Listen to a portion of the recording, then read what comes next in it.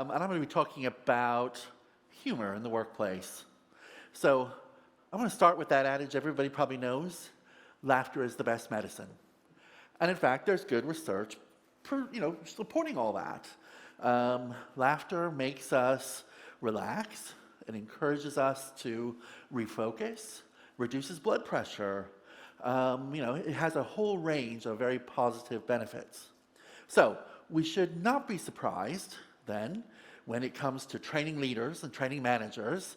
Everybody says, tell more jokes, add humor into the workplace. And we decided, when I say we have a group of co-authors here, Sharon Hu, Michael Park, and Grace Simon.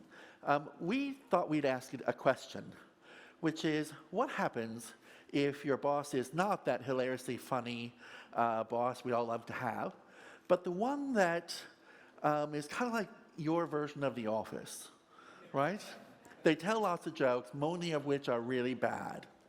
So the question is, what would happen if you had that kind of a boss, and does it have any impact here? And I mean, maybe all that bad humor just goes right off our back and we don't think about it much, but we thought maybe something different. So, we even asked, by the way, how often do you do this? Turns out lots of people do it oftentimes. And in doing it, it's about faking it.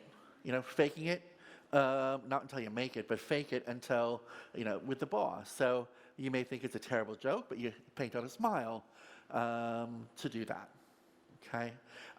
And does that have any negative impact on people? Because maybe this is something we should just forget if it doesn't. So when thinking about kind of who fakes it, it turns out lots of people fake it.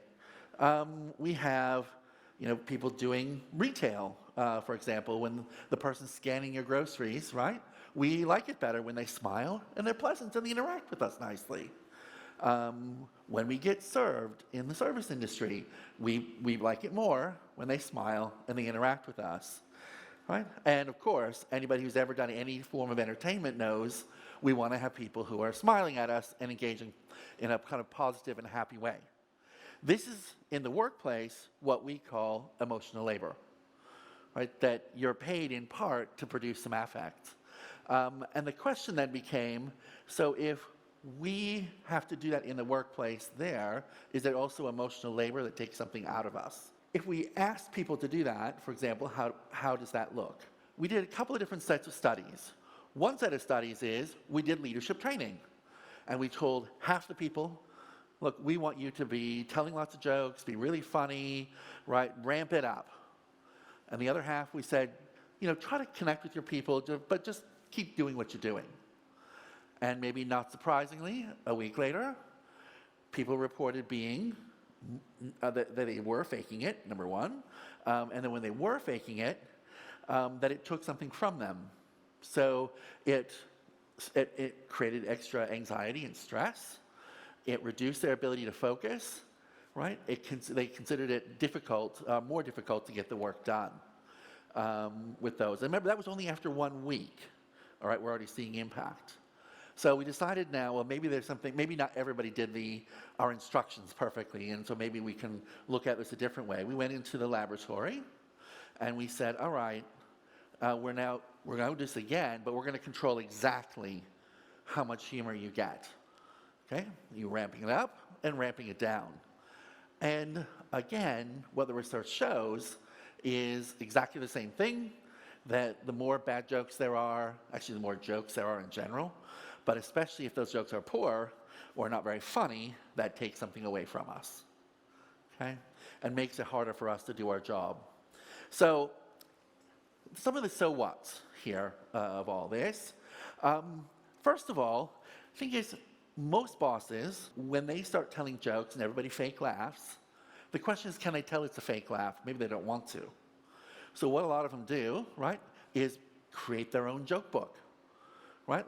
More jokes, even more. And they're still laughing, even more. And it ramps up and up and up, okay? This is probably a bad idea, okay? That you probably don't want to be telling all those jokes. You want to probably maybe tell a few really good ones and quit while you're winning, okay?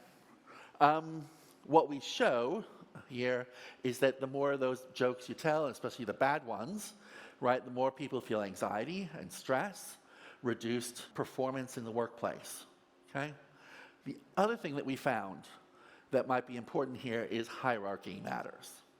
The more hierarchy there is, the more people feel the pinch. So it probably doesn't matter as much if you're hanging out with your friends, right? Because they're not going to fake laugh at you too much, okay? But when it comes to people in positions of authority, the more we respect authority, the more it is likely that we fake laugh, and that fake laugh takes something back out of us, right? So here's my point. You know, if we don't want all those people who are withdrawn in the workplace, not doing their very best, then here's the question you need to be asking yourself, and it's the question I want every boss, everybody who supervises anyone to ask. Are your jokes really as funny as you think they are? Okay? Because I think what you might find is that perhaps that they're not. So with that, ask yourself that question whenever you're in a leadership role, and you'll probably be a better leader focusing on fewer really high quality jokes. Don't overdo it, because that's highly likely to create negative outcomes for you. Thank you.